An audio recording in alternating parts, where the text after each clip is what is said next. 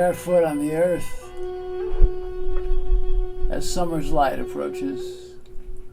Soil beneath your feet. Yeah. Time to get funky. Time to get dirty. Get your feet in the dirt, man.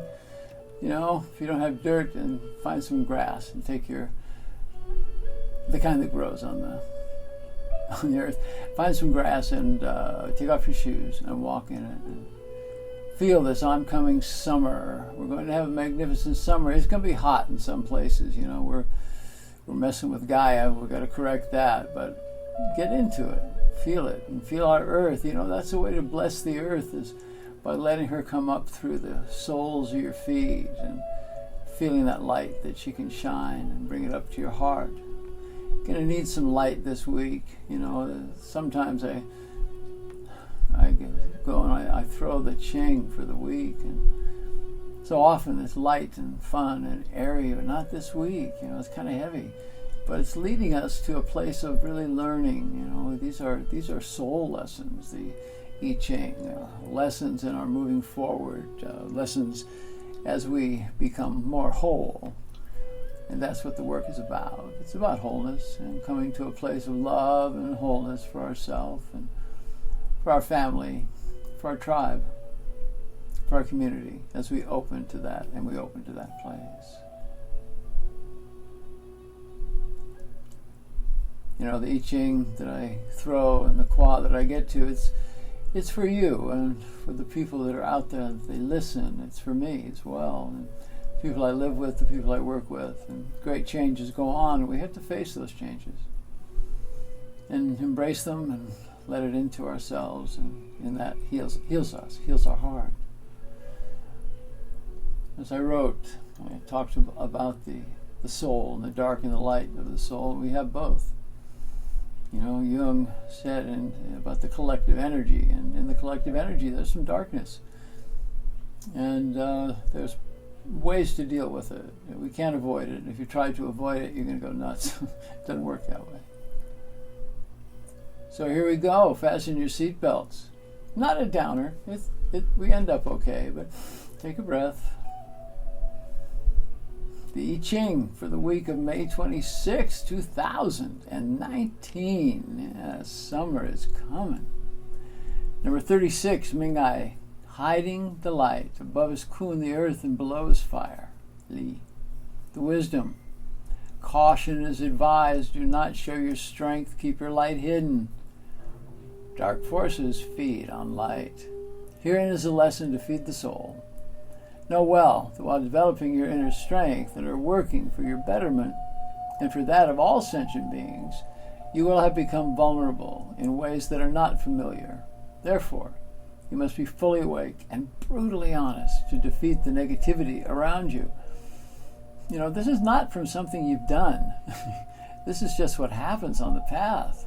There's subtle attacks that come, and they're mostly rooted in jealousy or resentment, trying to weave themselves into your life path. The benefit now is to fly low. Look to your shadow for protection.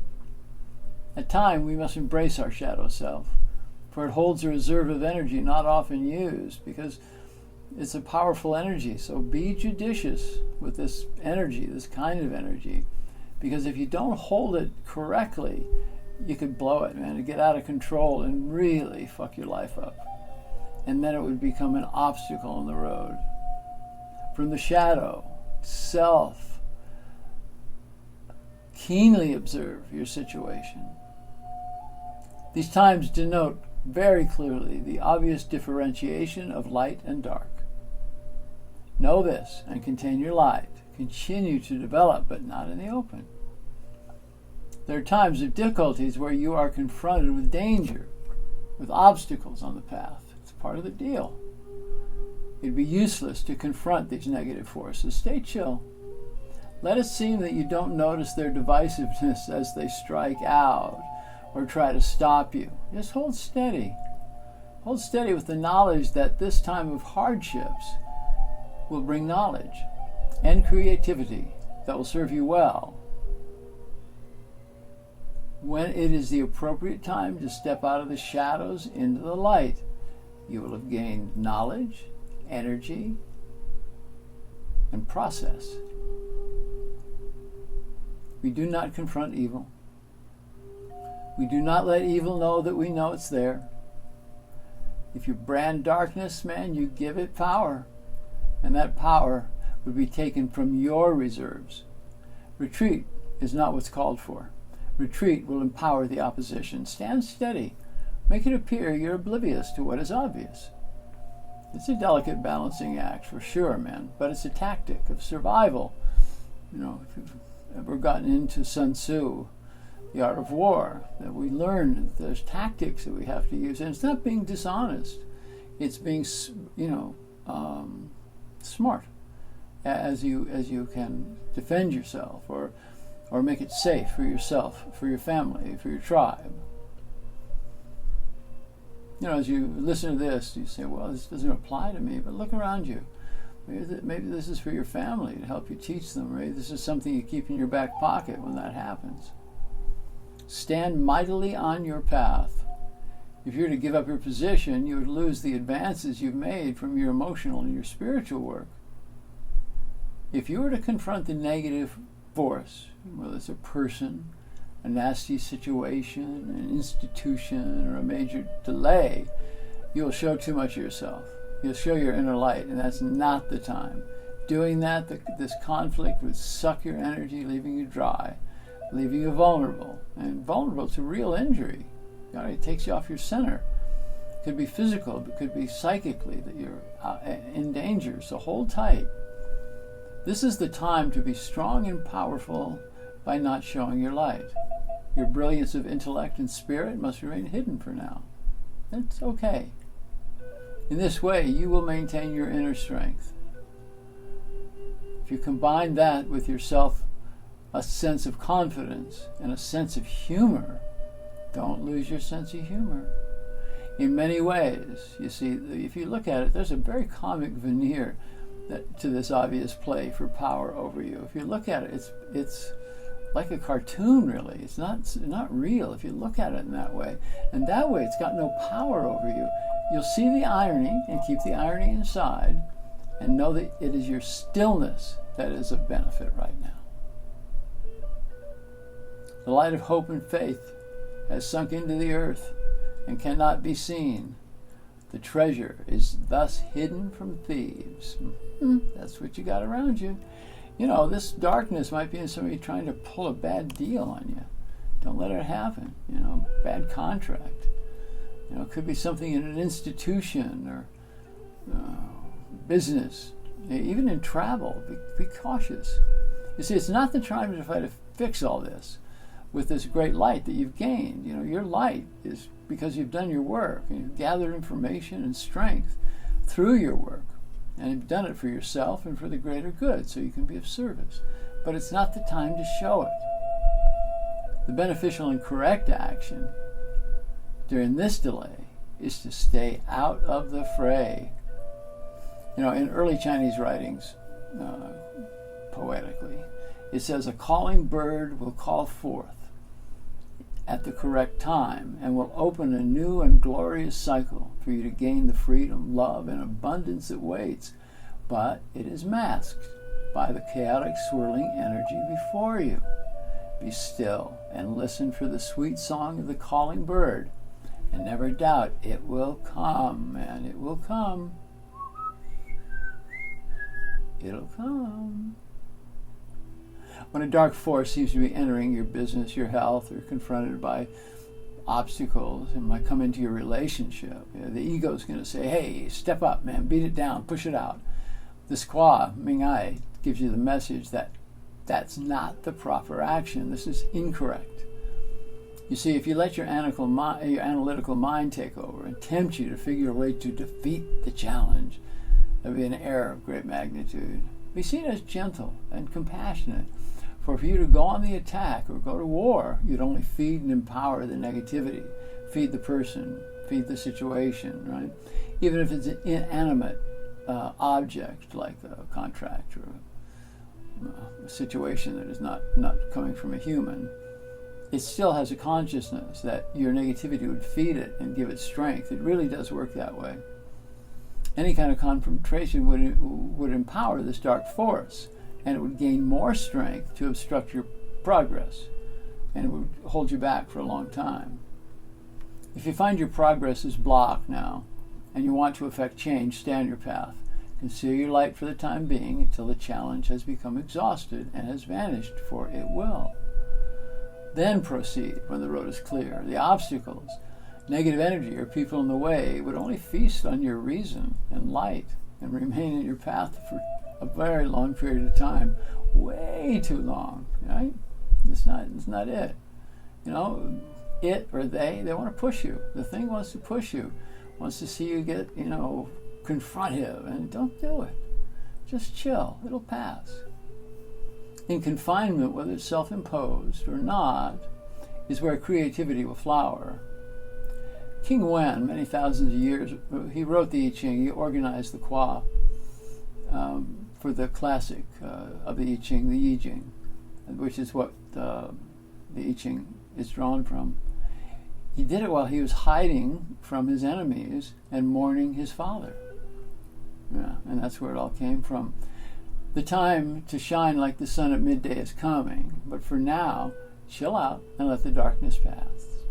Very soon you'll be safe to continue with beauty and light toward completion, tranquility, peace, love, and abundance.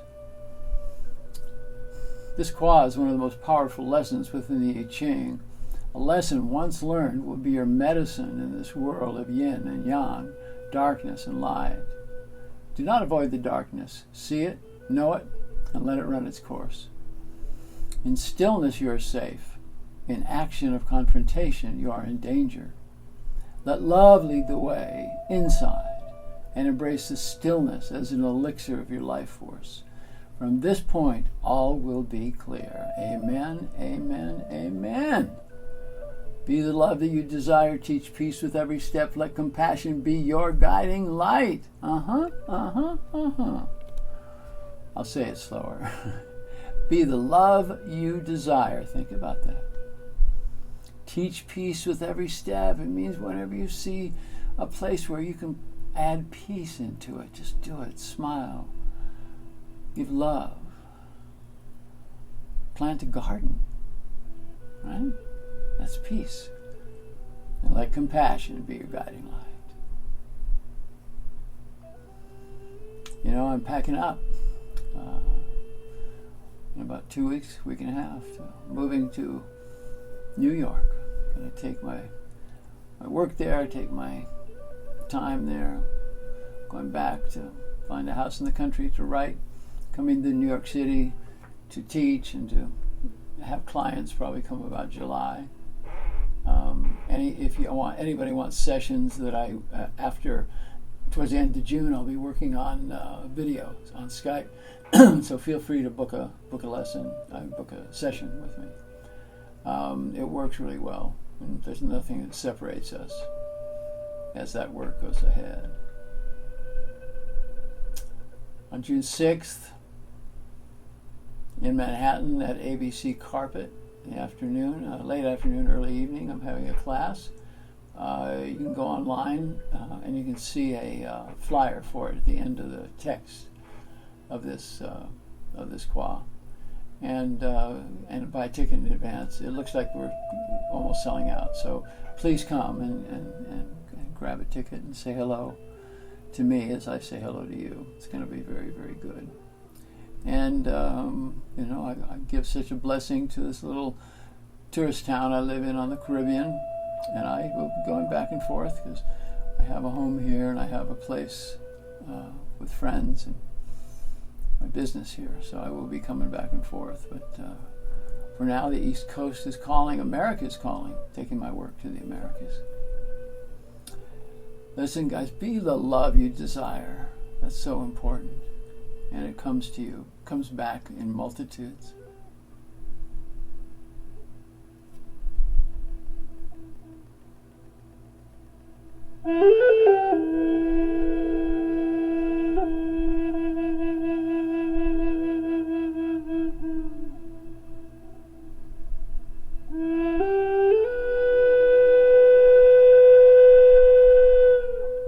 In Lake Shalakin,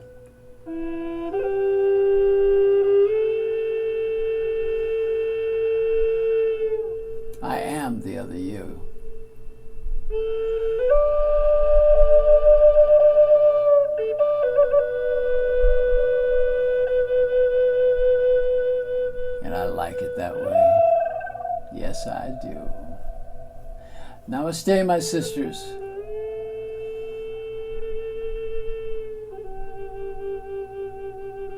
Namaste, my brothers. Let compassion be your guiding light.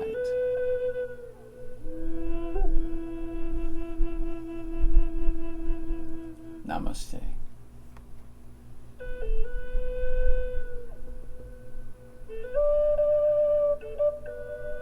Namaste.